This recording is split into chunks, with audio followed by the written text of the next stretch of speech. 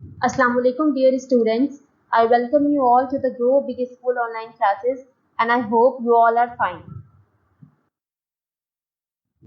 And today I am going to start a new chapter from Hindi Rangoli, that is chapter number 8, and the name of the chapter is मेरे जीव जंतु मित्र। मेरे जीव जंतु मित्र। देखिए, जीव जंतु का मीनिंग होता है लिविंग ऑर्गेनिजम्स, है ना, जितने भी लिविंग क्रिएचर्स हैं वो। मित्र मीन्स फ्रेंड, दोस्त। ठीक है, ये हमारे चैप्टर का नाम है कि इसमें जो है जो जितने भी लिविंग ऑर्गेनिजम्स हैं वो किसी के दोस्त बन गए हैं। ठीक है, तो इस चैप्टर को हम ध्यान से पढ़ेंगे और जो मैं इसकी रीडिंग करूँ उस पर भी आपको अच्छे से फोकस करना है और जो समझाने की इस चैप्टर से आपको कोशिश की गई है वो भी अच्छे से समझना है। ओके, सबसे पहले हम देख लेते हैं ये चैप्टर किसके ऊपर है। ठीक है, ये चैप्टर में जो है मेन जो आदमी है वो कौन है, किनके ऊपर ये सब बातें हैं। तो अपनी बाद वाला कॉलम आप देखिए, पंडित जवाहरलाल नेहरू हमारे देश के प्रधानमंत्री ही नहीं, जागरूक नेता, महान लेखक, जिम्मेदार पिता और इन सब से बढ़कर एक भावुक और संवेदनशील मनुष्य थे। तो देखिए, ये चैप्टर है पंडित जवाहरलाल नेहरू के ऊपर, जो कि सबसे पहले प्रधानमंत्री रह चुके हैं हमारे भारत के। ठीक है, इन्हें ये भी कहा जाता है कि ही इज द फर्स्ट, या आप कह सकते हैं former prime minister of India. ठीक है, तो जो हम पंडित जवाहरलाल नेहरू हैं वो देश के प्रधानमंत्री ही नहीं बल्कि एक जागरूक नेता भी थे। ठीक है, और एक महान वो लेखक भी रह चुके हैं, एक जिम्मेदार पिता भी वो थे, और इन सब से बड़ी बात वो एक भावुक भी, बहुत ज़्यादा इमोशनल हो जाने वाले और संवेदनशील मनुष्य मीन्स इंसान भी थे। ठीक है, उनके जीवन की अनेक अनेक छोटी बड़ी घटनाएं हमें बड़ी ही सहजता से मनुष्य तक का पाठ पढ़ाती हैं। देखिए, उनके जीवन में बहुत सारी ऐसी घटनाएं हैं, छोटी और बड़ी, कई सारी ऐसी घटनाएं हैं जिनको पढ़कर या सुनकर हमें जो है उनकी सहजता जो है उससे पता चलता है कि हमें जो है सहजता में थोड़े आसान तरीके से हमें बताती है कि कैसे किसी भी मनुष्य के अंदर मनुष्यता का भाव होना चाहिए। ठीक है, और कैसे एक इंसान को असल में होना चाहिए। ठीक है, तो ये कुछ चीज़ें हैं जो उनके जीवन से हमें सीखने को मिलती है, जो उनकी खुद की ज़िंदगी में वो सब कुछ बीत चुका है। इन्हीं सभी बातों को पढ़कर हमें भी किस तरीके से एक मनुष्य को होना चाहिए, ये सब चीज़ों का पाठ उनकी कुछ जीवन की घटनाएं हमें बताती हैं। अब आप देखते हैं आपकी बात वाला कॉलम। ये सब क्वेश्चंस आपके लिए होते हैं, इन पर हमें सोच विचार करना होता है। जैसे आपके घर में कौन कौन से जीव जंतुओं का आना जाना है, मच्छरों को घर में ना घुसने देने के लिए आपकी मम्मी क्या करती है, और छिपकली हमेशा ट्यूबलाइट के आसपास ही क्यों मंडराती है। ये सारे क्वेश्चंस आपके लिए, इन पर सोच विचार करिए कि ऐसा क्यों होता है। ठीक है, तो अब हम जो चैप्टर है हमारा उसकी मेन रीडिंग हम लोग स्टार्ट करने वाले हैं। तो अभी आप देखिए, इस जो ये आपका मैंने आपको पिक्चर दिखा रही हूँ उससे आपको क्या समझ में आ रहा है, ये किस चीज़ की पिक्चर है। ऑब्वियसली ये पिक्चर है जेल की एक कोठरी की, है ना। तो देखिए, जो पंडित जवाहरलाल नेहरू है वो जेल में थे और उसी दौरान जो है उनके साथ क्या क्या होता है वो इस चैप्टर में बताया गया। तो अब हम अपना चैप्टर स्टार्ट करते हैं। मैं देहरादून जेल की उस कोठरी में लगभग 14.5 महीने रहा। देखिए, जो पंडित जवाहरलाल नेहरू थे वो स्वतंत्रता से पहले उन्हें जेल में जाना पड़ा था, देहरादून जेल में। ठीक है, तो उसकी ही उन्होंने उस जेल में उन्होंने क्या क्या अनुभव किए उन सब के बारे में इस चैप्टर में बताया गया है। तो वो कहते हैं कि जो देहरादून की जेल है उसकी जो कोठरी है उसमें वह वो सॉरी उसमें वो 14.5 महीने रहे, मीन्स 1 साल 2 महीने। ठीक है, 1 साल अब 2.5 महीने आप कह सकते हैं, तो हो गए 14.5 महीने वो वहाँ रहे। और यह अनुभव करने लगा कि जैसे ये मेरा ही घर है। देखिए ऑब्वियस सी बात है, जब कोई इतना टाइम तक, इतने लंबे समय तक कहीं रहता है तो उसे ऑब्वियसली अपने ऐसा घर से लगने लगता है, क्योंकि ना उसे कहीं आना जाना है, वो उस जेल के कोठरी में ही है ना, सारा दिन। तो वो कहते हैं कि इस 14.5 साल, सॉरी 14.5 महीने जो जो इस जेल में रहे, तो उन्हें ये महसूस होने लगा, उन्होंने ऐसा एक्सपीरियंस किया कि जैसा ये उनका खुद का घर हो। अपने सामने आने जाने वाले जानवरों और कीड़ों को हम बड़ी उत्सुकता से देखते थे। वो कह रहे हैं कि देखिए, भले ही कोठरी हो लेकिन फिर भी हमें उसमें कोई ना कोई लिविंग ऑर्गेनिज्म तो दिख ही जाएगा, है ना। चाहे वो छोटा कीड़ा मकोड़ा हो या कोई, आप कह सकते हैं कोई भी फ्लाइज वगैरह हो, वो तो हमें देखने को मिल ही जाती है। तो वो कहते हैं कि अपने सामने आने जाने वाले सभी जानवरों और कीड़ों को हम बड़ी उत्सुकता, का मीनिंग होता है क्यूरियोसिटी से, है ना, वो देखते थे। मैंने अनुभव किया कि मेरी ये शिकायत गलत थी कि मेरा आंगन सूना और उजड़ा हुआ है। देखिए उनका ये मानना है कि जैसे पहले वो ये बात कहते थे कि मैं यहाँ जेल की अकेली कोठरी में हूँ और मेरा आंगन कितना सूना है, यहाँ पर तो कोई भी नहीं है, बिल्कुल उजड़ा हुआ सा ये लगता है। तो उन्होंने बाद में, जब उन्हें इतना टाइम हो गया वहाँ रहते रहते जेल में, तो उन्होंने ये एक्सपीरियंस किया कि मेरी ये बात शायद गलत है। मैं जो शिकायत करता रहता हूँ कि मेरा घर सूना है, मेरा आंगन सूना है, तो शायद ये गलत बात है, क्योंकि मेरे साथ तो कई सारे कीड़े मकोड़े जानवर रहते हैं। ठीक है, क्योंकि मैंने ये पाया कि वह जीवों से भरा हुआ था। क्योंकि उन्होंने ये रियलाइज किया कि भले ही वो एक कोठरी में थे, लेकिन उनके आसपास कई सारे जानवर, कीड़े मकोड़े या मच्छर वगैरह सभी उनके साथ मौजूद थे उस कोठरी के अंदर। ठीक है, खटमलों, मच्छरों और मक्खियों से मुझे निरंतर युद्ध करना पड़ता। देखिए, अब जैसे कमरे पे एक वो कोठरी में है, तो वहां पर खटमल भी आएंगे, मच्छर भी आएंगे, मक्खियां भी आएंगी। तो वो कहते हैं खटमल, बेड बग्स जिन्हें हम बोलते हैं, मच्छर आपको पता है मॉस्किटोज, और मक्खियां होती फ्लाइज। तो वो कहते हैं कि ये सभी चीजें जो थी, उनसे मुझे लगातार, निरंतर मीन्स लगातार लड़ाई लड़नी पड़ती थी। ठीक है, जैसे आपके पास कोई बैठता है, जैसे कोई भी चीज बैठती है तो उसे आप हटाते हैं ना, तो इस तरीके से ऐसा लगता है जैसे आप उसे लड़ रहे हो। तो उसी को ये कह रहे हैं, बर्रों को मैं तरह दे जाता था। देखिए बर्रे मीन मीन होता है कि वस, वस जिसका आप जिसे आप बोलते हैं ततैया भी आप कह सकते हैं। ठीक है, तो वो कहता है कि जो ततैये वगैरह होती थी, तो उन्हें मैं तरह दे जाता था, इट मीन्स छूट दे देता था, क्योंकि मेरी कोठरी में सैकड़ों भरी पड़ी थी। क्योंकि देखिए उसके जो जेल की कोठरी थी, उसमें कम से कम लाखों करोड़ों क्या थे, बर्रे थे, मीन्स वस वहां पर थी। ततैये वगैरह जो होती है, जैसे कि आप पिक्चर में भी देख रहे हैं, उन्हीं को कहते हैं। जब कभी मुझे ऐसा अनुभव होता था कि किसी बर्रे ने मुझे डंक मार दिया है, तो उनमें और मुझ में थोड़ी लड़ाई हो जाती थी। देखिए, जब कभी भी वो कहते हैं कि कभी कभी ऐसा होता था, मुझे ऐसा लगता था कि कोई बर्रा आया और मुझे उसने डंक मार दिया, तो वो भी फौरन से उसे हटाते थे, है ना। और इस तरीके से ऐसा लगता था कि जैसे बर्रे में और उनमें आपस में लड़ाई हो रही हो। चमगादड़ों को मैं पसंद नहीं करता, किंतु मुझे उनका भी स्वागत करना पड़ता था। देखिए जो चमगादड़ होती है, बैट्स जिन्हें हम बोलते हैं, ठीक है, वो तक वहां पर आ जाती थी। और वो जवाहरलाल नेहरू को बिल्कुल भी पसंद नहीं थी, लेकिन पसंद ना होने से क्या हो सकता था, वो तो आती थी, है ना। और उन्हें मजबूरन जवाहरलाल नेहरू को उनका भी स्वागत मीन्स वेलकम करना पड़ता था। वे चेहरे से 1 इंच ऊपर उड़कर निकल जाते थे और मुझे भय लगता था कि कहीं काट न लें। तो जवाहरलाल नेहरू कहते हैं कि जो है, जो बैट्स थे, चमगादड़ थे, तो वो उनके चेहरे के 1 इंच ऊपर उड़कर निकल जाते थे, है ना। और उन्हें ये भय लगता था, भय मीन्स डर, कि कहीं उनके वो काट न ले। कौन? चमगादड़। मैं चींटियों, सफेद चींटियों और दूसरे कीड़े मकोड़ों को भी देखा करता था। देखिए वो वहीं उस अपने जेल की कोठरी में बैठे हुए हैं और वो किन किन जानवरों को देख रहे हैं, आप ये देखिए। चींटियां भी थी वहां, सफेद चींटियां भी थी, और दूसरे कीड़े मकोड़ों को भी वो वहां देखा करते थे।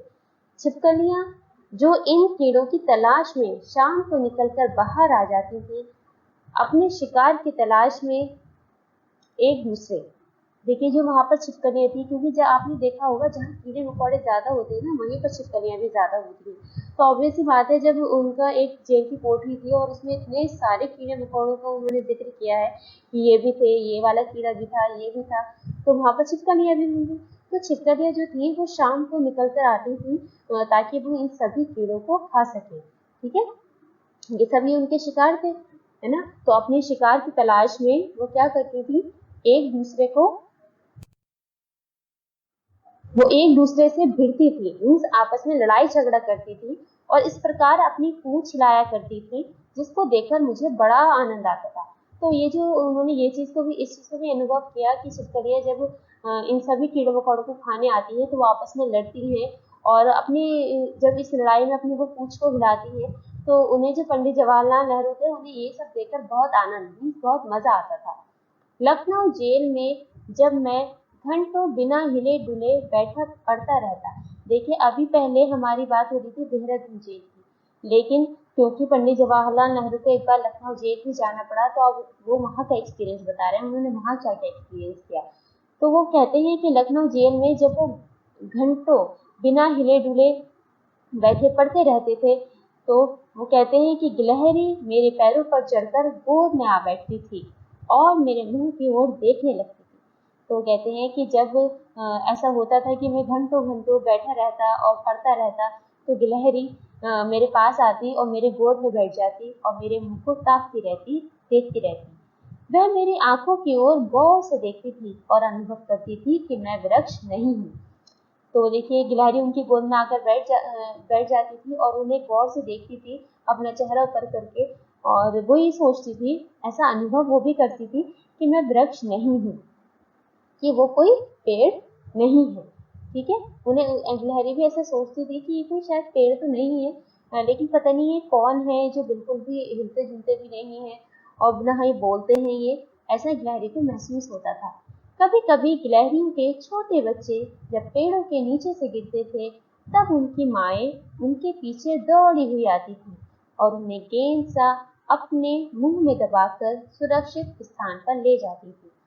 तो उन्होंने ये चीजें भी देखी पंडित जवाहरलाल नेहरू को, कि कभी कभी ऐसा होता था कि गिलहरियों के जो छोटे बच्चे हैं, जब वो पेड़ों से नीचे गिरते थे, तो उनकी जो माएँ होती हैं, देखिए माँ हमेशा अपने बच्चे की जो है एक तरीके से सेफ्टी करती है, हर चीज से उसे बचाती है, उसकी रक्षा करती है। तो ऐसे ही ठीक इसी तरीके से जो गिलहरियों की माएँ होती थी, बच्चे पेड़ पर से उसके जब गिरते थे तो उन्हें वो गेंद अपनी गोद में संभाल लेती थी।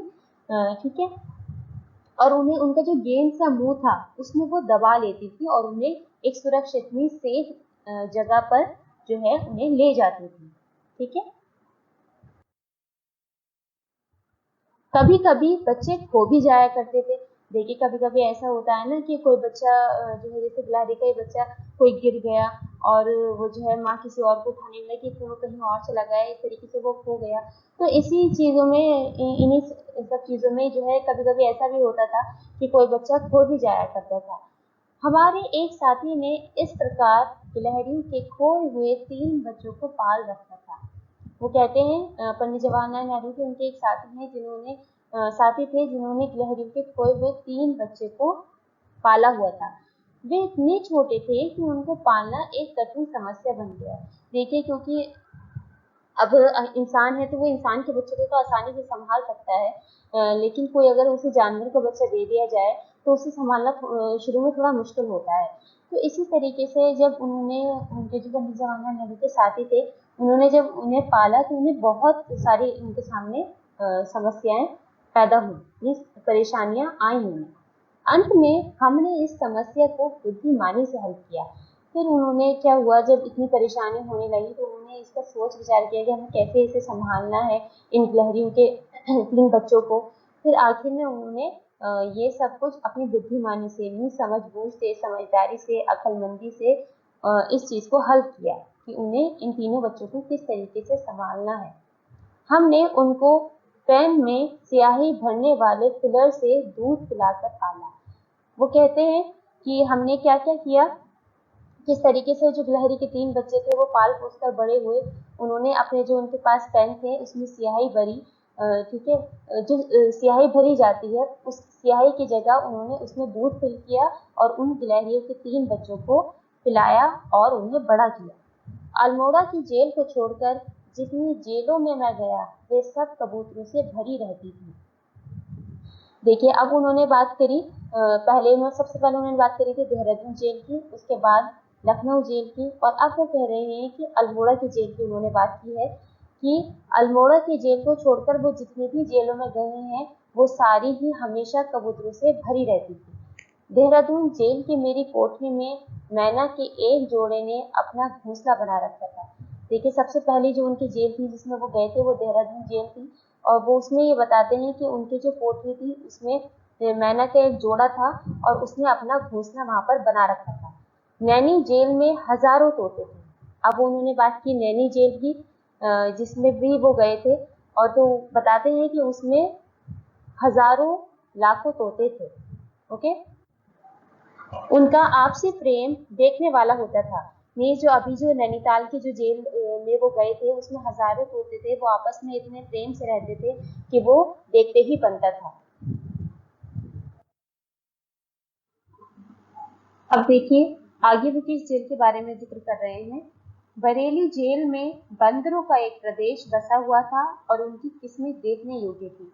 अभी तक उन्होंने देखिए देहरादून जेल की बात की, अल्मोड़ा जेल की बात की, लखनऊ जेल की बात की और नैनी जेल की बात की। ठीक है, अब वो गए जब बरेली जेल में तो उन्होंने क्या अनुभव किया, तो उन्होंने ये अनुभव किया कि वहां बंदरों का एक पूरा प्रदेश बसा हुआ था। ठीक है, और जो उनके बंदरों की जो अलग अलग स्पीशीज होती हैं वो सभी उन्होंने वहां पर देखी। ठीक है, एक घटना ने मुझ पर बड़ा प्रभाव डाला। वो कहते हैं कि अब वो एक घटने के बारे में बता रहे हैं, एक इंसिडेंट जो उनके साथ हुआ जिसका उन पर बहुत प्रभाव पड़ा, असर पड़ा। एक बंदर का बच्चा हमारी बैरक में आ गया और लौटकर फिर दीवार पर न चढ़ सका। उन्होंने बताया कि तो वो कहते हैं कि एक बार की बात है जब एक बंदर का बच्चा हमारी बैरक बैरक का मीनिंग होता है जैसे जेल की पूरी बिल्डिंग होती है उसका एक पर्टिकुलर पार्ट।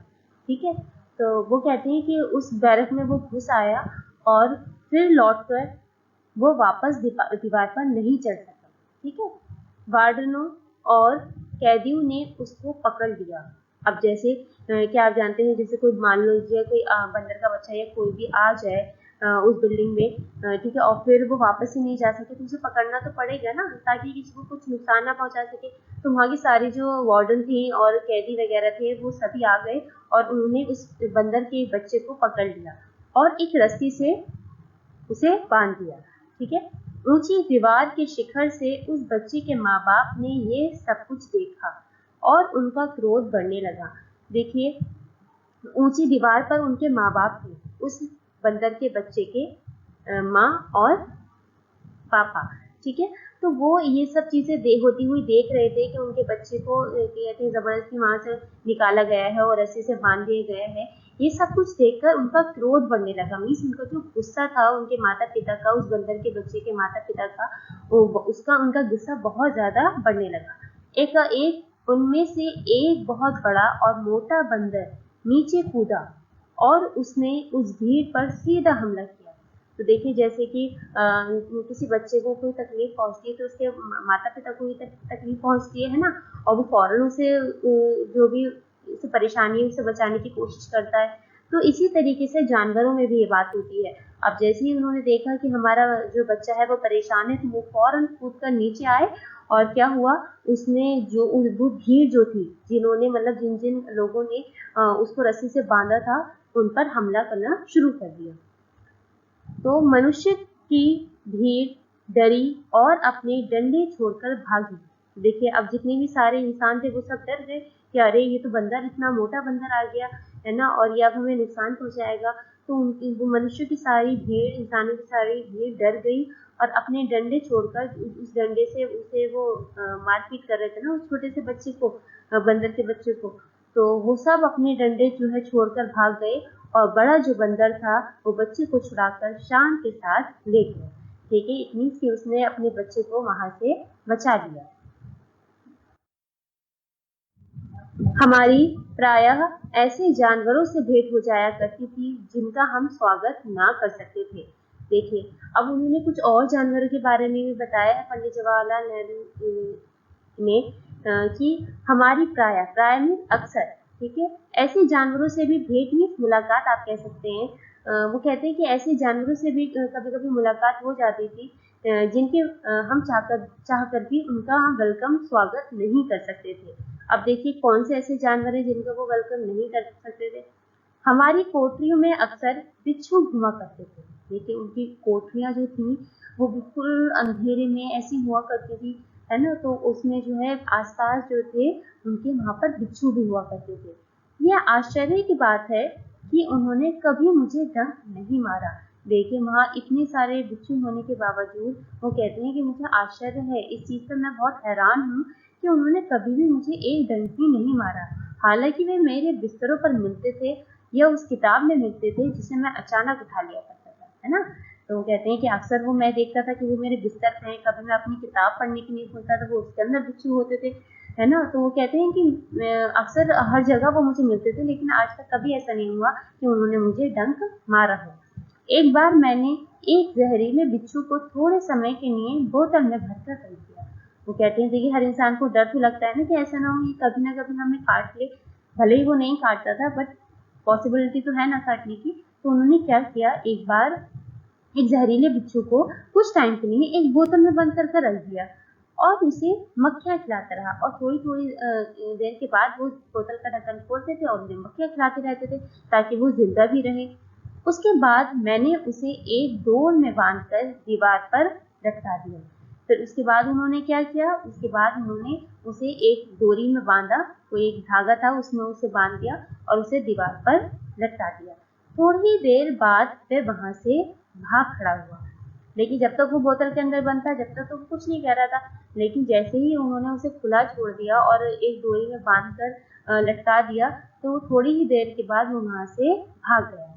जीवों और कीड़े मकोड़ों से मेरी भेंट जितनी जेल के अंदर हुई उतनी जेल के बाहर नहीं हुई। तो देखिए इस लाइन से पंडित जवाहरलाल नेहरू ये कहना चाहते हैं कि उन्होंने इतने सारे लिविंग ऑर्गेनिजम्स, इंसेक्ट्स वगैरह वहाँ पर देखे, इतने ज़्यादा जानवरों से उनकी वहाँ पर मुलाकातें हुई, क्या कहते हैं जितनी जेल के अंदर हुई हैं उतनी कभी भी जेल के बाहर उनकी मुलाकात नहीं हुई। तो ये सारी बातें जो हैं पंडित जवाहरलाल नेहरू ने बताई कि उनकी किन किन जानवरों से मुलाकात हुई, कब कब किस किस जेल में उनको कौन कौन सा जानवर मिला, कौन कौन से आप कह सकते हैं इंसेक्ट्स वगैरह के बारे में ज़्यादा जिक्र है, वो वहाँ उन्हें मिले। तो अब देखिए इस चैप्टर की ये जो है ये शब्द अर्थ हैं जो इसमें डिफिकल्ट वर्ड्स इस चैप्टर में आए हैं वो मैं आपको एक बार बता देती हूँ उनका मीनिंग। सबसे पहला था इसमें उत्सुकता मीन्स क्यूरियोसिटी, है ना, प्रबल इच्छा जिसे हम बोलते हैं। स्वागत मीन्स अगवानी मीन्स किसी को वेलकम करना। सुरक्षित मीन्स अच्छी तरह रक्षित मीन्स सेफ। बुद्धिमानी मीन्स समझदारी, अकलमंदी से कोई काम करना, ठीक है। क्रोध मीन्स होता है गुस्सा, एंगर। तरह देना का मीन्स छूट दे देना किसी को, ठीक है। आनंद का मीनिंग होता है खुशी। समस्या मीन्स कोई कठिनाई या परेशानी। प्रभाव पड़ना या प्रभाव आप कह सकते हैं असर को कहते हैं कि किसी चीज का असर आपके ऊपर पड़ना, इट मीन्स प्रभाव पड़ना। भेद का मतलब होता है मुलाकात, ठीक है। तो ये सारे शब्द अर्थ थे। आप डिफिकल्ट वर्ड्स भी आप कह सकते हैं कि जो जो इस चैप्टर में थे वो सब यही हैं। तो सबसे पहले इसमें ये बात भी आप देख लीजिए कि इस चैप्टर से आपको क्या क्या सीखने को मिला, है ना, क्या सीख आपको इस चैप्टर से मिलती है। तो वो सीख ये है कि हमें हमेशा अपने जीवन में जितने भी जीव जंतु हैं उनकी अच्छे से देखभाल करनी चाहिए, है ना। उन्हें फालतू में हमें उनकी जान नहीं लेनी चाहिए और उन्हें कोई भी तकलीफ नहीं पहुंचानी चाहिए, ठीक है। और हमें जो है जीवन में अपने हर एक्सपीरियंस पर गौर करना चाहिए कि हमने क्या क्या चीज़ें एक्सपीरियंस की हैं अपने जीवन में, ठीक है। देखिए उन्होंने इतने सारे जीव जंतु को देखा और उन्होंने ये चीज़ रियलाइज़ की कि कभी भी कोई भी जो जानवर है किसी को नुकसान नहीं पहुंचाता जब तक मनुष्य खुद ही उसे कुछ छेड़े नहीं या कुछ तकलीफ ना दे, ठीक है। तो हमें इस चैप्टर से यही सब चीज़ें सीखने को मिलती हैं कि कभी भी हमें किसी भी जीव जंतु को परेशान नहीं करना चाहिए, उसे कोई तकलीफ नहीं देनी चाहिए, उनकी अच्छे से देखभाल करनी चाहिए। ओके। Thank you. अस्सलामु अलैकुम वरहमतुल्लाहि वबरकातुहू।